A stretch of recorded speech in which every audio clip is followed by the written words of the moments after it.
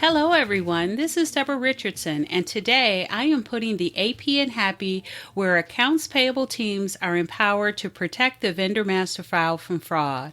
This podcast will give a voice to accounts payable team members by talking about the growing reality of cyber attacks in their world and which vendor setup and vendor management techniques they can apply to protect the vendor master file from fraud. If you are looking for vendor process training for you or your entire vendor team, head over to my site at deborahrrichardson.com and click on the Vendor Team Training Solved button to learn more about what is included in the annual plan and also to download a training schedule. Get the training that you and your team needs to avoid payment fraud, duplicate vendors, compliance fines, and more.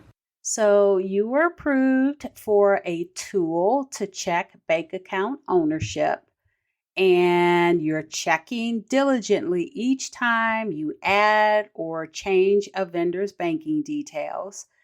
But you wonder, why are your match rates lower than you expected? One reason may be, keep listening,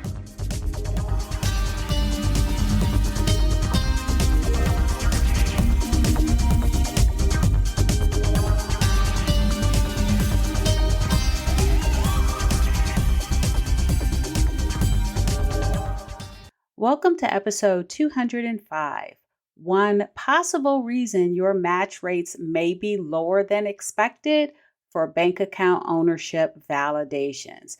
Wow, that was another long title, and I am switching over where my training courses are being housed, and I had to copy and paste all these titles, and I'm realizing just how long they really are. I'll get better at that.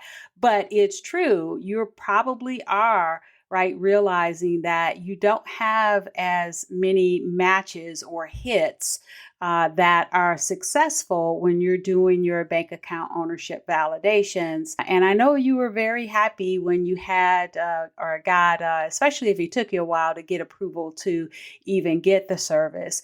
And so let me just back up a little bit because I do want to talk about what they are. So the bank account ownership validation that I'm talking about in this episode is with either early warning system or their reseller GIAC systems.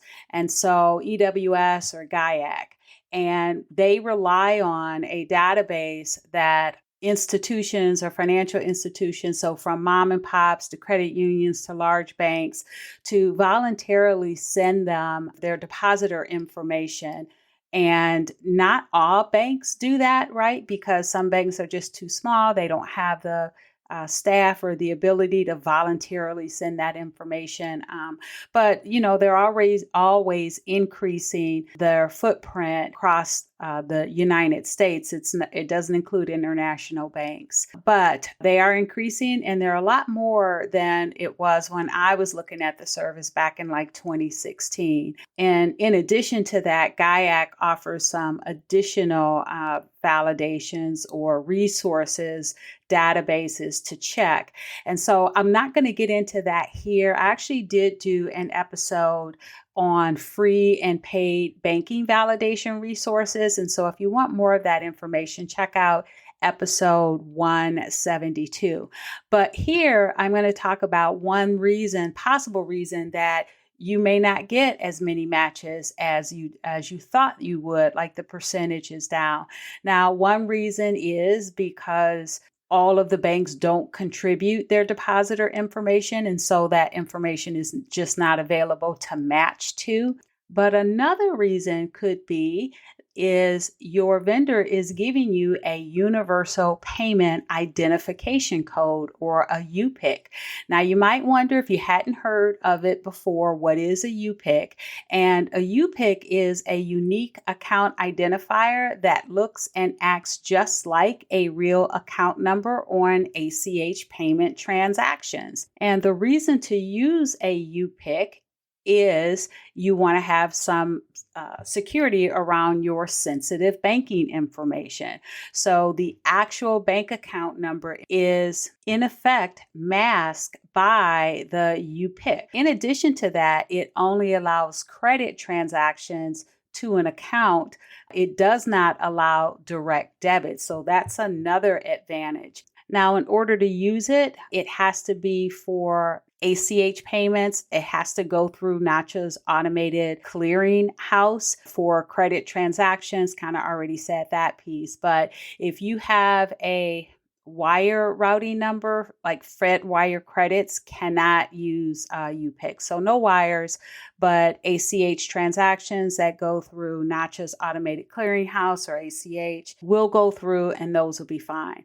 Now, if you want more information on that to see if maybe you can use that, if your maybe AR department is sending out invoices, they want to include the banking information on there, but want to keep it safe and not reveal the actual bank account number, they can reach out to the bank and ask the bank. Now, I did do a bit of quote unquote Google research, and I found at least one bank. Actually, it was probably more than one, but I know I found Truist, and Truist has a PDF that's just out there, and it talks about the Universal Payment Identification Code. It talks about what you can do or how you can, what it does, how you can get it. So if you're interested in that, reach out to your bank. I guess that would be more on the AR side versus AP. But my point with saying all of this is that when you receive banking information or banking details from your vendor in order to send them ACH payments, you could be receiving their Universal Payment Identification Code instead of the actual bank account number. And so when you take that bank account number and you enter it into whichever tool you're using. And by the way, lots of tools, so I won't say lots, but many third-party providers that have portals, they are using either GUIAC or early warning system in order to give you the option to do the bank account ownership check through that portal. And so once you do that check, if you're using a UPIC number, it's not going to come back as valid because it's a UPIC number. And the thing about it is that you have no idea whether the vendor gave you a UPIC number in place of their bank account number. And so you go to do the bank account ownership validation, you enter in the UPIC number instead of the actual bank account number. And of course, it's not going to be a match. And you don't know why. It could be that the depositor's information is at one of these smaller banks and that bank didn't contribute that information to the database, or it could be that the vendor is using a UPIC number instead of their bank account number, or it could be that you fat fingered it, or it could be that the vendor fat fingered it, or it could be you just don't know if it's a UPIC. So all of that to explain why there could be one more reason why the bank account validation was not successful. And one more thing on this. So I hadn't realized it, but I always talk about vendors that include their bank account information on invoices. I don't agree that they should do that, but I may change my mind on this one because, to be honest, I was not aware that the UPIC numbers were being used. And I did do some more quote unquote Google research, and I did look at some information out there for banks. They have information on the UPIC number, but if you look at some of the dates, it's actually been quite a while. I think the oldest one that I saw was like 2006, but I mean, this was not an official search, but they're out there and they're available. And maybe that's why you have vendors including in bank account numbers on their invoices, which, I mean, you won't know, and you can't assume they all are. And so if you're thinking, right, it's spinning that maybe these are UPIC numbers. And so maybe you don't have to comply with that recent NACHA operating rule that went into effect June 30th. And that rule stated that any companies that had 2 million or more transactions per year need to render any vendor sensitive information, meaning their bank account information, render it unreadable when it's at rest. And so if that includes the invoices, and it also includes the bank account information when it's in your accounting system or ERP. So if you're thinking you're going to kind of squirm out of that because, oh, well, maybe all these invoices have UPIC numbers, that may not always be the case. And so probably not the only reason, but you still have to comply with that. And if you don't know what I'm talking about, let me see where it is. It's episode 198. It's from August 4th. So last month, as of the date that this will be published, but because it's September. And so last month, I brought someone on from the director from the operating rules department and talked about that rule. Not only that rule, but we also talked about the rule for micro entries. And again, that is episode 198. And if you are not up on your NACHA operating rules for your ACH transactions, you probably need to make sure that you listen to that episode because I talk about the two rules that were the most recent going into effect. And then I also talk about how you can keep up to date because NACHA has a letter or a newsletter or news. I think they call it rules news. And that will come out to you via email when they have rules news. And that's how you keep up to date. So make sure you check out that episode. All right. So I know that was a very long-winded one just to talk about UPIC numbers and how they can be one of the reasons that your bank account ownership validations are not coming back successful.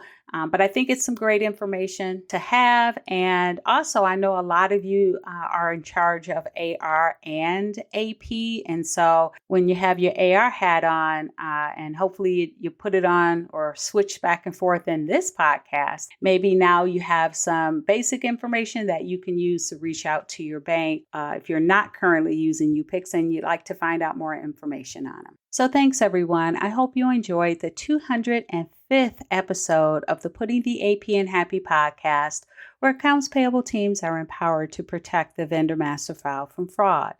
Don't forget to check the show notes for the links mentioned in the podcast. And if you enjoyed this episode, consider subscribing and writing a review of my podcast on the platform that you use to listen. Stay happy.